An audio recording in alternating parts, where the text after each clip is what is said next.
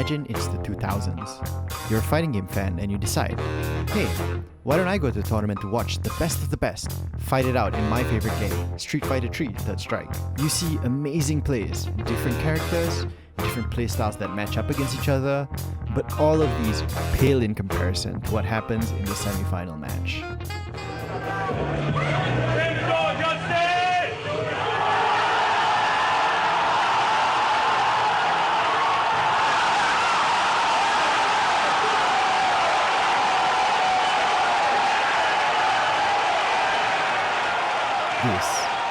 This is what fighting games are meant to be.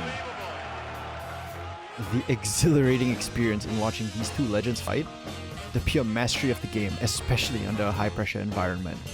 Everyone and their mother has covered Umehara Daigo, the fighting game legend who still competes to this day. But what about Justin, the one who got the short end of the stick all those years ago in 2004?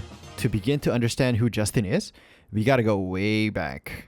Born on November 15, 1985 in New York, USA, he started playing fighting games from a young age, owing it to the arcade boom of the 80s and 90s. His training during this time would prepare him for the future perils he would face in the competitive fighting game scene. He actually owes it to his grandmother, who raised him instead of his parents due to their work. His grandmother helped instill a sense of responsibility for his own actions, and because of that, Justin grew up independent and self-sufficient. When he wasn't working part-time, he would usually spend his time at the Chinatown Fair arcade, where he got most of his practice back in the day. Justin would use the $2 given to him by his grandmother to grind it out on Street Fighter, and use it as an outlet to make friends. But little did he know, Chinatown Fair would eventually become the hotspot for the highest skill players in NYC. In no time, his insane work ethic would have him studying and grinding the game, eventually earning him the respect of the regulars there. He was becoming one of the best players in the arcade. Justin was only 15 years old when he traveled to B5, which would eventually go on to become EVO in 2001 and won first place in Marvel vs. Capcom 2. Justin is quoted as saying, "I just wanted to play and play. The prizes were very small, and it was just myself breaking even." This is the kind of passion he's had for the game ever since he was a kid, and it marked the start of his journey through competitive gaming. The very next year, he traveled to the first EVO and successfully defended his title as the champion of Marvel vs. Capcom 2. Justin Wong's rise in the FGC was nothing short of meteoric. By the 2000s, he had already established himself as a force to be reckoned with, not just in Marvel vs. Capcom 2, but across multiple fighting games. His ability to adapt, learn, and dominate in high-pressure situations was really insane. But what truly set Justin apart wasn't just his skill, it was his mindset.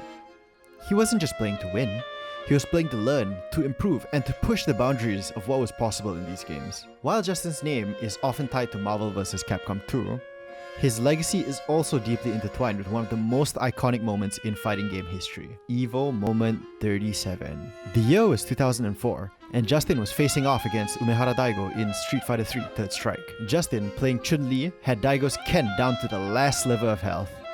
In a desperate attempt to close out the match, Justin went for a seemingly guaranteed win with Chun-Li's super art, the infamous Chun-Li Super.